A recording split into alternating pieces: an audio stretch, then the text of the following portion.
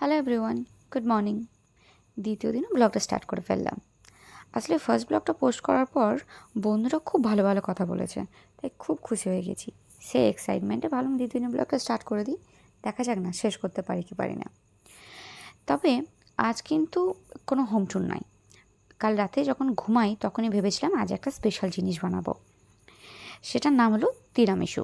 যদিও মানে আসল যে তিরামিসু যেভাবে বানানো হয় আর আমি যেভাবে বানিয়েছি সেই দুটোর মধ্যে কিন্তু মানে আকাশ আর পাতালের পার্থক্য আছে, কোনো মিল নেই। এটা হচ্ছে আমার ভার্সন তিরামিসু। তো এই তিরামিসু বানানোর জন্য যে যে ইনগ্রিডিয়েন্টসগুলো লাগবে সেগুলো কেয়ারফুলি দেখে নিন। এখানে প্রথমে আপনি দেখতে পাচ্ছেন যে আমি একটা চকলেট বিস্কিট নিয়েছি, যেগুলো ফিলিং বিস্কিট হয়, কাইন্ড অফ ডার্ক ফ্যান্টাসি। এটা হচ্ছে আপনার কফি ঠান্ডা করে রাখা আছে। এটা হচ্ছে হুইপড ক্রিম, আর এটা হচ্ছে ফ্রেশ ক্রিম। দুটোর মধ্যে যে কোনো একটা ইউজ করতে পারেন, দুটো একসাথে করতে পারেন। আমি অনলি হুইপ ক্রিম করেছি। ভ্যানিলা এসেন্স নিয়েছি, যেটা অপশনাল। এটা ক্রিম চিজ, এটা কিন্তু মাস্ট হ্যাভ, থাকতেই হবে। তো বোলের মধ্যে আমি একে একে জিনিসটা ওয়ান বাই ওয়ান মেলাবো আর হুইস্ক করতে থাকবো। এখানে আমি যেহেতু হুইপড ক্রিম ইউজ করেছি, আর সেক্ষেত্রে আমাকে এটা বেশিক্ষণ হুইস্ক করতে হয়নি। আপনার কাছে যদি হ্যান্ড ব্লেন্ডার থাকে, হুইপ ক্রিমটা 1 থেকে 2 মিনিটের মধ্যেই খুব ভালোভাবে ঘনত্ব বেড়ে যাবে এবং হুইপটা হয়ে যাবে।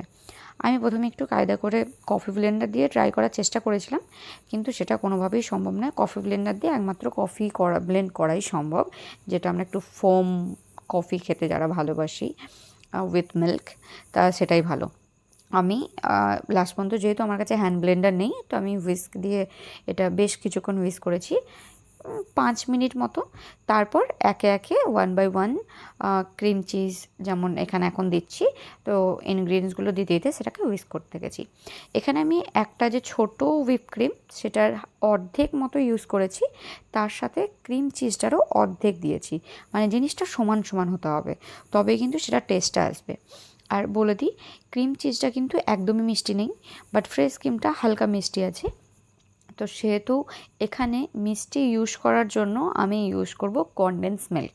তার আগে আমি fresh cream, sorry, whipped cream আর ক্রিম চিজটাকে ভালো করে হুইপ করে একদম মিক্স করে নিয়েছি। এরপর আমি কনডেন্স মিল্ক দিচ্ছি। কনডেন্স মিল্কটাও দেওয়ার পর ভালো করে হুইস্ক করব।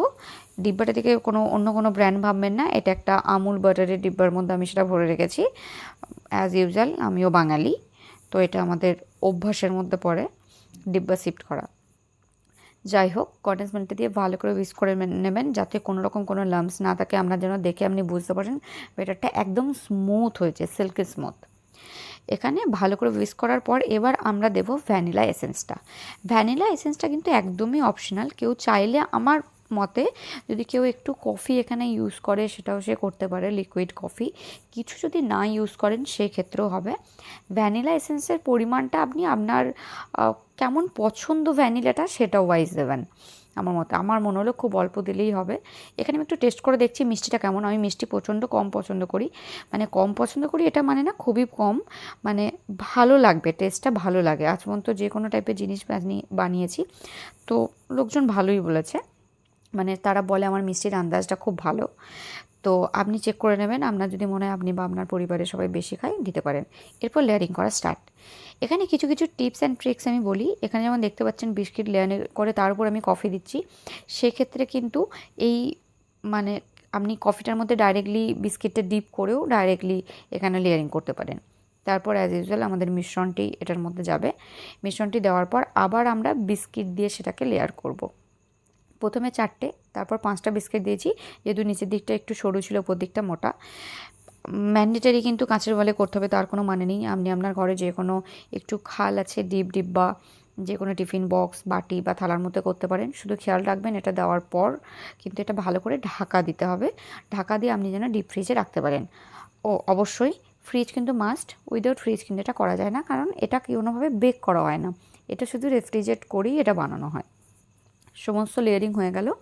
এরপর আর একটা টিপস, সেটা হচ্ছে এটার উপর কোকো পাউডার ডাস্ট করতে দেখেছিলাম আমি, যে অরিজিনাল ভিডিওতে এটা দেখেছিলাম। এটা আমার মানে নিজস্ব কোনো রেসিপি না, তবে হ্যাঁ অরিজিনাল রেসিপির মতো আমি সেটা বানাতে পারিনি।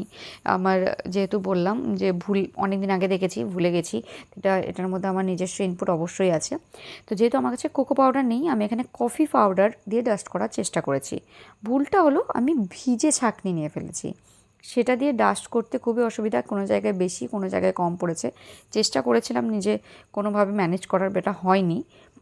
তো প্রবলেম হচ্ছে যারা কফি খেতে পছন্দ করে না, কড়া জিনিস পছন্দ নয়, তাদের ক্ষেত্রে কিন্তু খুবই প্রবলেম হবে, তিতো লাগবে। আমার কোনো প্রবলেম হয়নি, খেতে খুবই ভালো লেগেছে।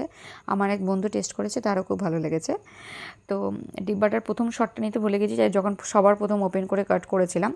তো কিন্তু সেটার একটা ছবি আমি তুলে রেখেছি, আপনাকে দেখাবো কতটা ভালো দেখতে লাগছে, ইয়াম্মি দেখতে লাগছে। খেতে প্রচণ্ড ইয়াম্মি হয়েছিল অ্যাকচুয়ালি। তো এখানে স্লাইসটা আমি একটা টিপস দেবো, ফ্রিজ থেকে বার করার 2-3 মিনিট রেখে তারপর সেটা কাট করার চেষ্টা করবেন, সুন্দরভাবে কাটিং হবে। যেমন এটা, মানে কতটা ভালো দেখতে লাগছে একটু দেখুন। এখানে আমি নিজেই টেস্ট করেছি, টেস্ট করার সময় এতটা ভালো হয়েছিল খেতে, আমি কিছু সেকেন্ডের জন্য ভুলে গেছিলাম যে আমাকে রিয়াকশন দিতে হবে, আমি ভিডিও বানাচ্ছি। তো খুবই ভালো হয়েছিল খেতে, চেষ্টা করবেন। ভিডিওটা ভালো লাগলে একটা লাইক অ্যান্ড সাবস্ক্রাইব করবেন। Thank you for watching.